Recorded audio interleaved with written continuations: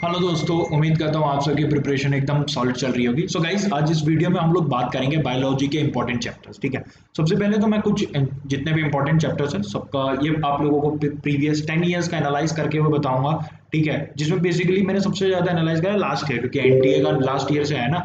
ठीक है, तो मैं आप लोगों को बताऊंगा जिसमें एनालाइज करके कि क्या क्या पैटर्न रहा है, कितना कितना आप लोगों का क्वेश्चन पूछा गया है। ठीक है, ओवरऑल सारी चीजें मैं आप लोगों को इस वीडियो में बताऊंगा और उसके बाद आप लोग एनालाइज करके देख सकते हैं कि कौन सा चैप्टर आपको कितनी प्रायोरिटी में रखना है। ठीक है, और उसी के अकॉर्डिंगली आप लोग प्रिपेयर कर सकते हैं। जैसे फॉर एग्जांपल अभी आपका बहुत सारा सिलेबस रह गया है, तो आप लोग उन उन चैप्टर्स को सबसे पहले कर सकते हो जो आप लोगों को प्रायोरिटी लिस्ट में लगे।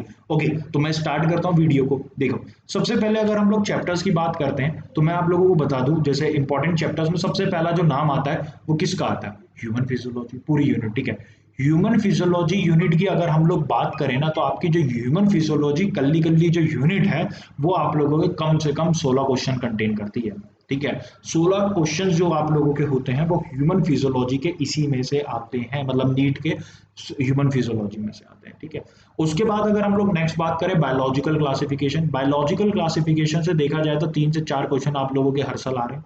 ठीक है, लिस्ट बना लो, अपने पास लिख लो, या कंटेंट वाले पेज में सबके वो लिख लो मार्किंग। ठीक है, उसके बाद अगर हम लोग चलें तो आप लोगों की जो बायोटेक्नोलॉजी यूनिट है, ठीक है, बायोटेक्नोलॉजी यूनिट जो है, बायोटेक्नोलॉजी यूनिट दोनों चैप्टर को मिला के कम से कम आपके 7 क्वेश्चन आते ही आते हैं। ठीक है, 7 क्वेश्चन आपके बायोटेक्नोलॉजी यूनिट के आगे। उसके बाद नेक्स्ट चैप्टर की तरफ अगर हम लोग बढ़े तो आप लोगों का नेक्स्ट चैप्टर हम लोग लेते हैं sexual reproduction in flowering plants. ठीक है, अगर इसकी हम लोग बात करें तो इसमें आप लोगों के 3 से 4 क्वेश्चन आते हैं। देख रहे हो, इंपॉर्टेंट चैप्टर है ये भी। ठीक है, वहीं रिप्रोडक्टिव हेल्थ की अगर मैं बात करूं, रिप्रोडक्टिव हेल्थ में 2 से 3 क्वेश्चन आप लोगों के हर साल आ रहा है। ठीक है, ह्यूमन रिप्रोडक्शन की अगर मैं बात करूं तो 2 क्वेश्चन आप लोगों का हर साल आता है इसमें। ठीक है, उसके बाद प्रिंसिपल ऑफ, ठीक है, इनहेरिटेंस की अगर हम लोग बात करें, ठीक है, उससे 4 क्वेश्चन आता है, और मॉलिकुलर बेसिस ऑफ इनहेरिटेंस से आप लोगों के 5 क्वेश्चन आते हैं। ठीक है, हर साल का ये एनालाइज है। ठीक है, एक आधा ऊपर नीचे होता है, बट अगर देखा जाए पिछले 10 साल को अगर अंदाजा लगाया जाए तो इतना इतना आप लोगों का एवरेजिंग आता ही आता है इन चैप्टरों से। ठीक है, और अगर हम लोग आगे बढ़ते हैं सेल यूनिट। ठीक है, यहां देखना, जो आपकी जो सेल यूनिट है ना, ठीक है, सेल यूनिट में आप मान के चलिए जो सेल यूनिट ऑफ लाइफ का 3 क्वेश्चन आप लोगों के आते हैं, 2 आप लोगों के बायोमोलिक्यूल से आते हैं, 3 आपके सेल डिवीजन से आते हैं। तो मतलब देखा जाए एवरेजिंग अगर हम लोग लगाते हैं 7 से 8 क्वेश्चन आप लोगों के सेल यूनिट से, पूरी यूनिट से आते हैं। ठीक है, सेल यूनिट से आप लोगों के पूरे आते हैं। ओके, उसके बाद structural organisation in of animals की अगर हम लोग बात करें तो 2 क्वेश्चन आप लोगों का हर साल आ रहा है। एनाटॉमी ऑफ फ्लावरिंग प्लांट्स की बात करें, एनाटॉमी ऑफ फ्लावरिंग प्लांट्स की बात करें तो 2, मॉर्फोलॉजी ऑफ फ्लावरिंग प्लांट्स की अगर हम लोग बात करें तो आप लोगों का कितना क्वेश्चन आता है? 3 क्वेश्चन आपके मॉर्फोलॉजी ऑफ फ्लावरिंग प्लांट से आते हैं। ठीक है, ये आप लोगों का रहा। उसके बाद एनिमल किंगडम और प्लांट किंगडम को अगर हम लोग मिला के चलें तो एनिमल किंगडम और प्लांट किंगडम से टोटल आप लोगों के 4 से 5 क्वेश्चन आता है। ठीक, ये आप लोगों का रहा। उसके बाद अगर मैं नेक्स्ट सेक्शन देखूं, हाँ, human health and disease, human health and disease की अगर मैं लूं तो आप लोगों के 3 क्वेश्चन हर साल आता है। 3 क्वेश्चन एवरेजिंग आ ही रहा है इसमें अगर हम लोग यहाँ पे चलेंगे। ठीक है, उसके बाद अगर हम लोग नेक्स्ट आगे देखते हैं बायोलॉजिकल क्लासिफिकेशन स्ट्रक्चर, सेल हो गया हम लोगों का, प्रिंसिपल। ठीक है, माइक्रोब्स वाला जो चैप्टर है उससे आप लोगों के 2 क्वेश्चन आते हैं। ठीक है, ये थे जो मेजर चैप्टर थे, ये जो मेजर चैप्टर थे मैंने सबका। अब उसके बाद बची प्लांट फिजियोलॉजी। ठीक है, प्लांट फिजियोलॉजी से अगर आप लोग देखोगे ना 5 से 6 क्वेश्चन आता है पूरी प्लांट फिजियोलॉजी से अगर हम लोग देखा जाए तो। और ऐसे ही इकोलॉजी से होता है आप लोगों का 5 से 6 क्वेश्चन आता है। ठीक है, अब ये तो आपका डिस्ट्रीब्यूशन रहा। ठीक है, कि मतलब आप लोगों का क्या क्या हिसाब किताब रहता है। ठीक है, और भी कुछ चैप्टर्स हैं उनका अगर देखना चाहो आप लोग चेकआउट कर सकते हैं, कभी आते हैं कभी नहीं आते।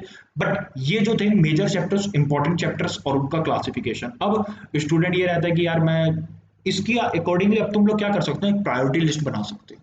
ठीक है, प्रायोरिटी लिस्ट बना लो कि कौन से चैप्टर से कितना कितना आ रहा है, उसके अकॉर्डिंगली आप, अगर आपका बहुत सारा सिलेबस रह गया तो पहले जो मेजर चैप्टर्स है वो कंप्लीट कर लो। ठीक है, तो मैं एक बार बताने से पहले आप लोगों को एक अपडेट देता हूँ। ठीक है, उसके बाद मैं थोड़ा सा और बताता हूँ। ठीक है, जैसे कोई भी स्टूडेंट अगर नीट 2021 22 या 23 के लिए अगर प्रिपेयर कर रहा है, ठीक है, तो आप लोग अनअकैडमी प्लेटफॉर्म के बारे में जानते होंगे। ठीक है, अनअकैडमी प्लेटफॉर्म में आप लोगों को आइकॉनिक सब्सक्रिप्शन का एक बेनिफिट मिलता है, जिसमें आप लोगों को क्या है, एक तो सारी बैचेज जितने भी टीचर्स है सबकी क्लासेज अटेंड कर सकते हो, लाइव मेंटरशिप का प्रोग्राम मिलता है, फिजिकल नोट्स, ठीक है, जो अनअकैडमी ब्रांडेड नोट्स है वो आज की डेट में आप लोगों के घर पे अवेलेबल होंगे। तो अगर कोई भी स्टूडेंट अपनी प्रिपरेशन 22 या 23 वाला अगर बेसिकली कोई स्टूडेंट देख रहा है तो अपने अगर प्रिपरेशन करना चाहता है, you can go with Unacademy batches, ठीक है, एंड आप लोग कोड यूज कर सकते हैं एवरेल ब्लॉग्स, जो चैनल का नाम है, you will get 10% of. Okay, देख सकते हैं 12 मंथ्स और 24 मंथ्स का। ओके, साथ में ही आप लोग ये स्कॉलरशिप टेस्ट होने वाला है 14 टू 15 अगस्त के बीच में, आपका प्रोडिजी, ये जरूर दीजिएगा आप लोग, ठीक है। ओके, तो ये अपडेट थी। उसके साथ चलो अब हम लोग बैक वापस चलते हैं इसी में, ठीक है। तो देखिए, ये मैंने आप लोगों को जितने इंपॉर्टेंट चैप्टर्स है वो बता दिए, इनकी लिस्ट, ठीक है, इनकी लिस्ट मैं अपने टेलीग्राम ग्रुप में डाल दूंगा, तो उसका लिंक आप लोगों को मेरे डिस्क्रिप्शन बॉक्स में मिल जाएगा, ठीक है। टेलीग्राम का लिंक आपको मेरे डिस्क्रिप्शन बॉक्स में मिल जाएगा, तो वहां से आप लोग इसको डाउनलोड भी कर सकते हैं, ठीक है। देख लेना, मैं पूरी लिस्ट डाल दूंगा। तो अगर देखो ना, सबसे पहले अगर तुम लोगों को देखो, ये तो क्लासिफिकेशन मिल गया, अगर तुम्हें एवरेज नंबर चाहिए, अभी बहुत सारा सिलेबस बचा है, और सबसे पहले करना, मेरे से पूछा अगर कोई भी स्टूडेंट की मेरे को कौन कौन से चैप्टर अभी करने चाहिए, तो सबसे पहले तो मैं यही कहूंगा कि भाई ह्यूमन फिजियोलॉजी सबसे पहले निपटा, ह्यूमन फिजियोलॉजी सबसे पहले निपटाओ। उसके बाद जो मैं कहूंगा, आपको कहूंगा बायोटेक्नोलॉजी यूनिट निपटा, इजी है, स्कोरिंग है, बायोटेक्नोलॉजी आप लोग करो। उसके बाद सेल यूनिट निपटाओ, ठीक है, सेल यूनिट निपटाओ।